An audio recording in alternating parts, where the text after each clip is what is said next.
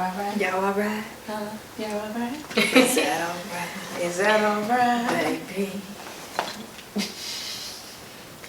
There is only one. What you know about that? I don't think nothing. For me. Girl!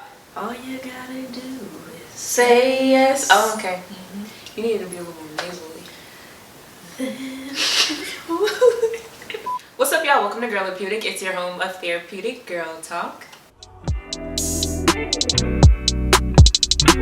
And today, we have a little popular topic, I guess, for y'all. And Brooke's gonna tell us what it is. Go ahead. So I was watching a little show on the Amazon Prime. And there was this young lady on the show, and they were talking about deal breakers and whatnot, and they got on the conversation talking about men, of course.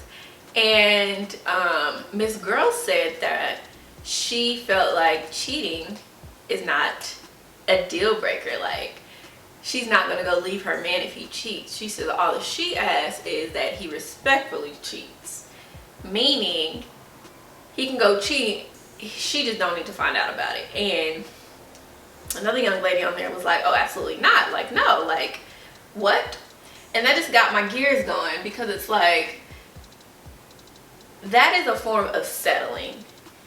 Even though her perspective, you know, someone may agree, who knows. I just felt like, at what point did we get into this mindset to where now that we're tolerating things that should not be tolerated for various reasons? So, yeah, I don't know. Do y'all agree with cheating respectfully? No, how's that respectful? You know what I'm saying? Like, I think there are some things, there's no way you can do that and still respect that how? It don't make sense. But that's something that we've talked about before, about how people say cheating is just a part of the ups and downs of a relationship. That is not the case, and that's not healthy. And I think we need to change that and really have conversations about that, because I think that's something that mainstream kind of pushes on people to just go ahead and push through that and settle, because it's not going to get any. Why do we think it's not going to get better? Yeah, exactly. Why do we think that there's nothing better out there? Because if I'm giving, you know what I'm saying, I'm giving faithful, why would there not be another person out there who's giving that same thing? You know what I mean? I don't know. I feel like it's often like a get out of jail free card for men, as far as the expectation of them to like do right. Like it's just put out where it's an innate response for them to like not be monogamous and to want to be out here. Now, nobody's blind, so no matter how long you married, how long you've been in a relationship, whatever, you know when somebody's attractive.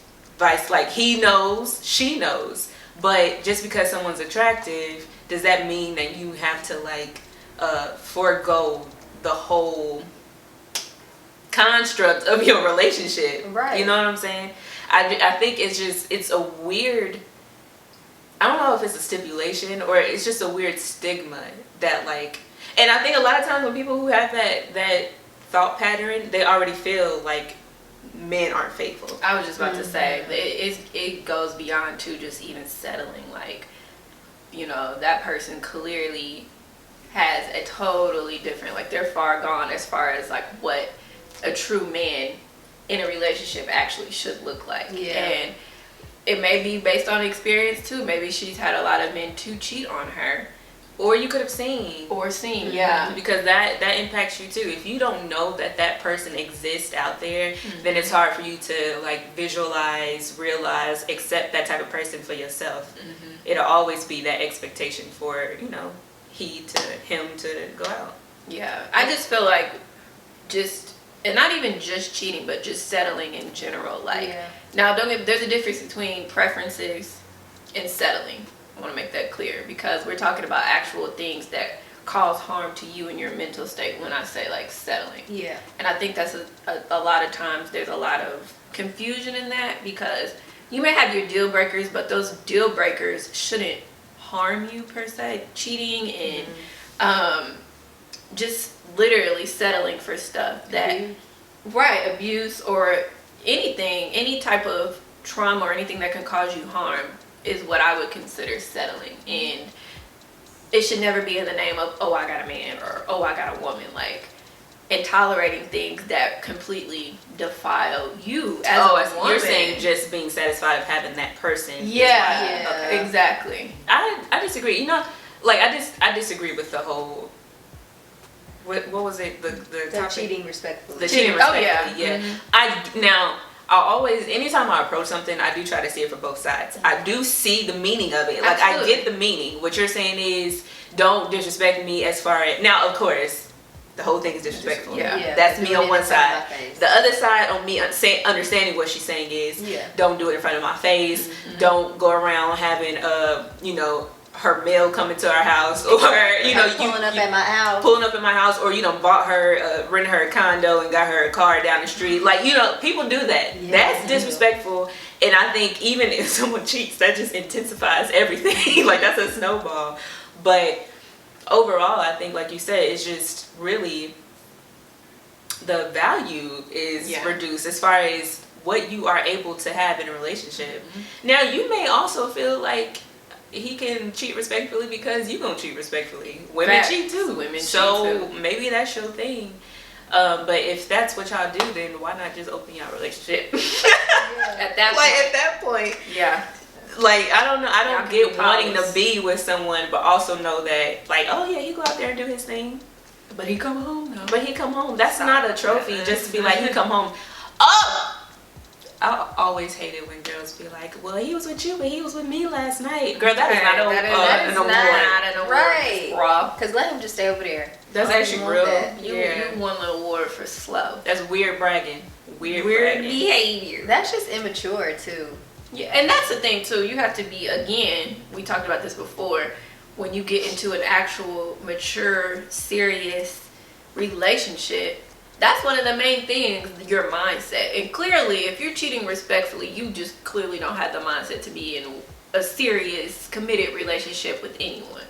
Mm-hmm. So, I don't know. I just feel like we, too, as women especially, have to be okay with letting go of situations that are not for us, in fear of, not having a man in general. And it all boils down to just being secure within yourself, and knowing yourself, and realizing, like, I'm not about to settle for something that goes completely against, who I am as a woman, all in the name of I got a man. Girl, you got a piece of a man. A piece of man. And I think settling, it goes far, beyond just, okay, I'm settling, he's cheating. But, like, settling could look like you being with somebody who has no ambition. Yeah. They don't want to go anywhere in life. They're not pushing you to go after the dreams and goals that you have. There are many ways that we can settle in our lives. But obviously the most obvious is cheating. Yeah. But that's something you should pay attention to. And it's contagious too. Yeah, because if you're not doing nothing that, I'm sitting here and because we're both comfortable. And now y'all be on that same, because y'all gonna be on that same wavelength, if you will. Like, he's going one way, and in order to be in this relationship, you have to go that way. Yeah, it's just, and it's okay to disband. You know what I mean? Yeah. And that's one thing I learned, like, later on too, is just settling, not in the span of or aspect of cheating, but just if somebody's not on the same page as you, it's okay. Y'all don't have to. I got a question then for y'all. So, and this is gonna be a real honest question for y'all. Okay. Yeah, I'm gonna have to get a little vulnerable for the people out there. Here's my question.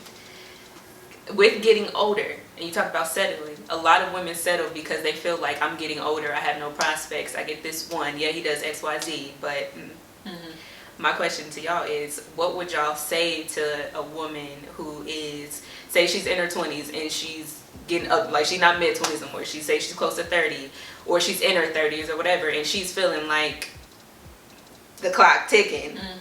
What do you say to her? You're definitely going to have your moments where it can almost feel, I guess you can say, unbearable, or just like, dang, like, I would really love to have someone right now. And I'm going to say this just as a Christian, that it really takes strength from the Lord to keep myself in the mindset of, I know me and I know what he has is best for me. So that waiting period, I'm okay with, just because I know whenever it does come, it's going to be worth the wait, one. And then two, I also am comfortable enough with myself to enjoy my own company. And I think that's really, really, really important. Just knowing yourself, because when you get with somebody else, you have to know yourself in order for y'all to come together as one. But just really being comfortable with myself really just kind of took it from A to B, because I just enjoy my own company. You know what I mean? I enjoy getting to know myself. I enjoy the time that I get to learn about myself. And I would never have admitted this years ago, but years ago, I was not ready for a relationship. You know what I mean? Like, you would have thought I was going to get married. But no, like, I didn't know myself to the capacity that I know myself now, and that I'm still learning. You know what I mean? Yeah. So, but don't get me wrong, it's hard. It can get hard, you know, especially when you see X, Y, and Z, you know, they're doing their thing. And I think that's another important thing, too, to not compare you meeting your spouse to anyone else's situation, because there's people that get married when they're 80. You know, there's people that get married, you know, when they're younger. It's just all about timing. And I think if you take the focus off the time per se, it'll allow you to have a different perspective, and allow you room to think of it a different way. That's true, because I say the clock is always going slower if you're looking at it. Y'all know if y'all ready to get off work, and you could have just 10 minutes. And you be watching that 10 minutes like, dang, why 10 minutes taking 30? Why it's taking an hour? So if you're not watching it, if you're busy, time flies by. Exactly. Yeah. I think if you take your focus off of it, get into something, do something. Because even like if you have these goals that you're going after, it may come to where it's like, okay, I do want this. But I think sometimes we get so focused on a situation and it looks really big. Like if I'm like this, all I see is my phone.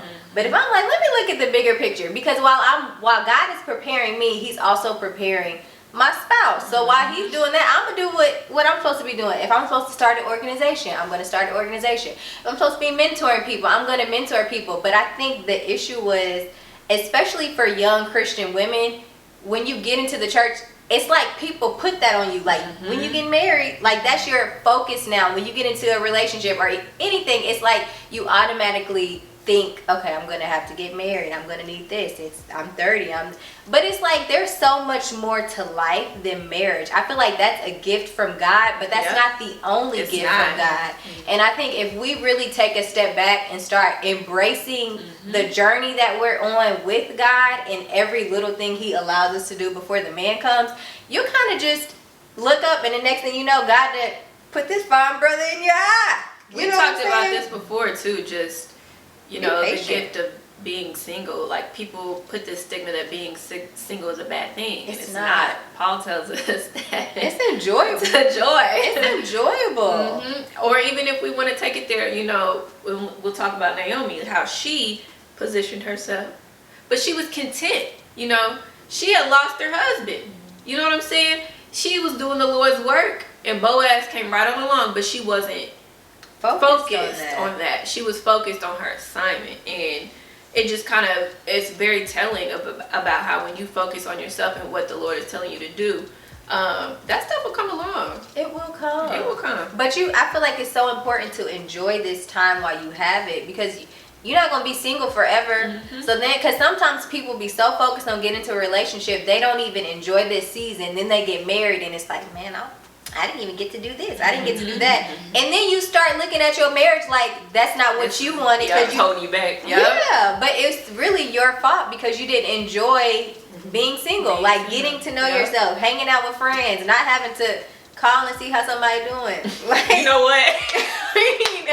it's nice to just be like, I hate to say selfish, but it's kind of just like, it's me. Yeah. Like, this is what I have to focus on. If I'm single and I don't have any children, like, I can literally, I'm open for God to use me however He wants to use me without me having to say to my husband, hey, God said we need to go to India. And my it's about you being available. You're available at that point. And I think that's key too, like y'all were saying, is just enjoying each phase of life. Exactly. Each part of it, because you don't want any say regret, which is a waste of an emotion anyway, but you don't want any regret to filter into any new season because you felt like you didn't do you know, this over here.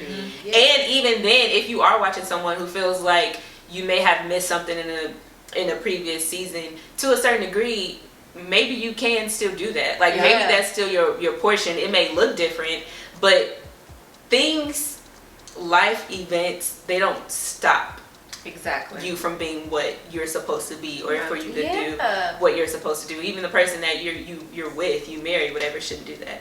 But I definitely agree. It's about enjoying each part, because even with Paul pushed singleness, and he said, you know, he wasn't gonna be out here getting married.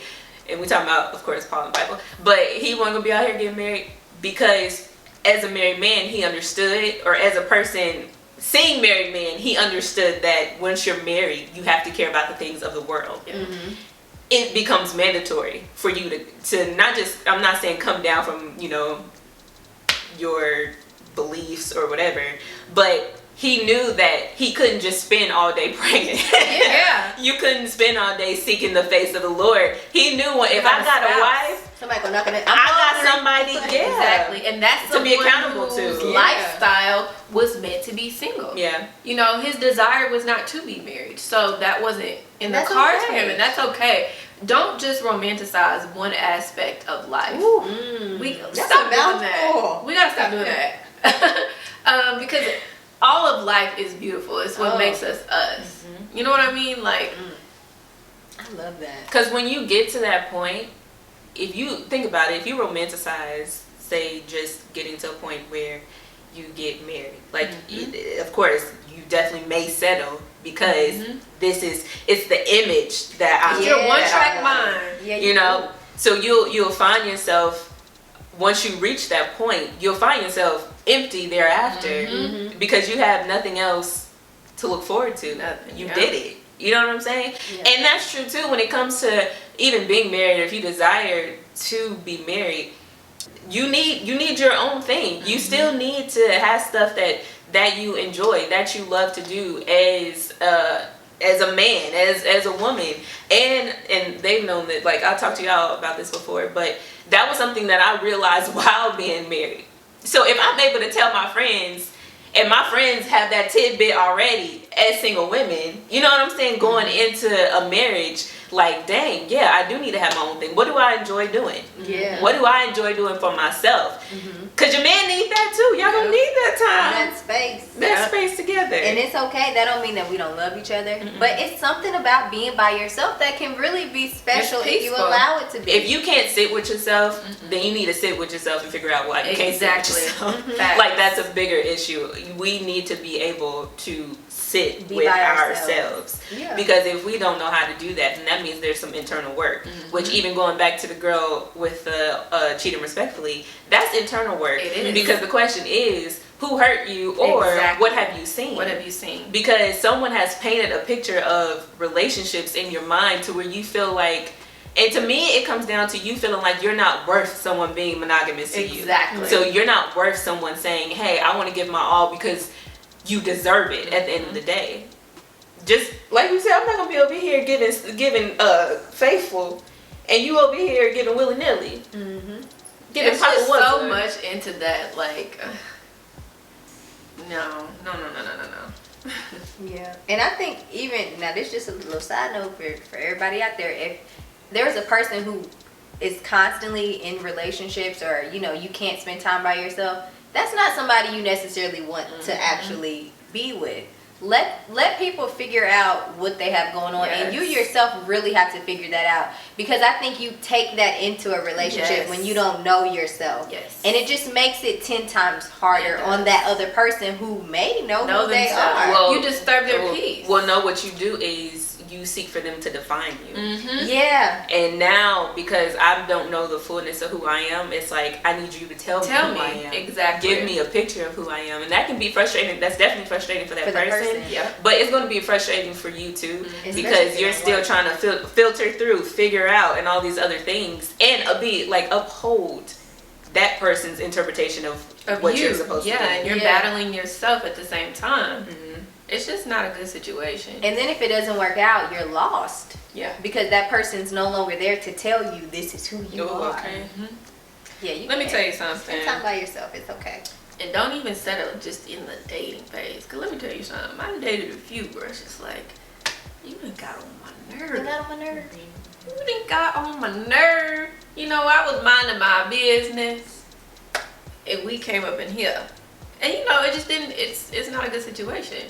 When you know, you could just wait and be single. Yeah, and I think and just date. Like I think you can still kind of settle in dating, even if you're getting to know somebody. It may not work out, but I think there's certain markers, if you will, that I see what you're saying. that come about that'll let you like, nah, that's probably ain't gonna work for me. But then because you know yourself, dates. right? Exactly. Like, you know, just know you, get to know yourself, and don't. I think too, if I'm picking out from what you're saying, is don't be afraid. Yes. Don't be afraid just because that one, you know, you see a marker and you're just like, I don't like that. Don't try to force that to work. Don't force yourself to like somebody. Yeah, exactly. Because you're afraid that there may not be another. Yeah. Or he may be close to what, you know, but and we're not talking about petty stuff. Right. No petty stuff. He had on mismatched socks, girl. Yeah. Things that you could help with. We're not talking about that. We ain't talking about that. But if y'all are like just truly like not compatible. Now here's the one more thing while we already on relationships is we have to take God out of the box, because for me personally, the reason why I feel like I just truly trust and believe that God's gonna blow my mind is because like what he's already given me. Like I tell you all the time, the friendships that I have literally blown my mind with how faithful my friends are and just encouraging and loving and kind. So I can only imagine what Jesus is going to do with my husband. Yeah. So that's why it's so important. Do not settle. And I think, I don't know if I told you or somebody else. If you go to a restaurant and you order a burger with cheese, lettuce, and tomato, and they bring this burger out plain, you're going to send it back. Why? Because that ain't what I ordered. So if I'm praying and asking God things that are actually biblically sound and all of this, why would God give me anything other than what I'm asking for? Because he's not going to withhold anything good for me, not from his daughter. You said this before of just we have to let God into all aspects and areas of our life. Even if we are not comfortable, we still have to do that because he knows best. He knows best. Why are we limiting him to certain areas of our life? Because we, who don't know nothing, are afraid to, give him that control, which he's already in control, which is the crazy part about it. So even when we do not surrender that area to him, eventually we end up like in this brick wall. We can't go nowhere else, and then we like, all right, Lord, here we go. I will give it to and you. what does Break he the wall, Jesus, or put it in reverse. He exhibits that grace and that mercy, and let us go on ahead and turn it around. Yeah. So just go his way to begin with. Yeah, because Save what he ourselves. has is better. It's so much better. If you think that you've done good by yourself, just imagine. When God get in that thing, honey, you're going to be like, I didn't even know this is what I needed. Listen, living life like it's golden. he will do it every time. So we're going to end the video on that note. Drop down in the comments and let us know what you think about this topic. What do you think about settling as a whole? It's not just about respectfully cheating, although you can comment about that. But we also just want to know, what do you think about settling? What do you think about, women who are getting, older and feeling the pressure of that, I guess you can say. So we want to hear from y'all. We love y'all. Don't forget to like, share, comment, and subscribe to follow us on Instagram. Yeah. Period. We'll see y'all in the next video. Bye.